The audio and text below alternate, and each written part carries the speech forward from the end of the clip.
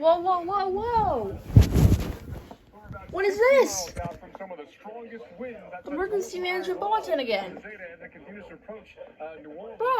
Which is very vulnerable for flooding. A lot of people think back to Katrina. People who live here think about Katrina. In fact, actually, the winds with Hurricane Zeta, as of just now, the new 3 p.m. local update, now 110 miles per hour, category 2. Now moving northeast at 22 miles per hour. So every hour it's getting Bro, come on. faster, which means landfall is getting closer and closer. The path takes the center and its wind and its rain across Louisiana, Mississippi, Alabama, even into Georgia. And our watches stretch from the Gulf Coast all the way into areas of South Carolina. This is NORD Weather Radio broadcasting on a frequency of The 162. flood watch is still up. 475 from Philadelphia. The current time It's is still up. 4. Is it gonna...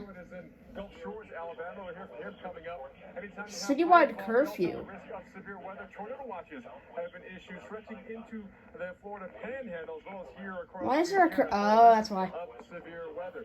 Let's talk more. No, it's not gonna be on here, but Waves 2 feet or less. A chance of rain until midnight. it's weird. Rain after midnight.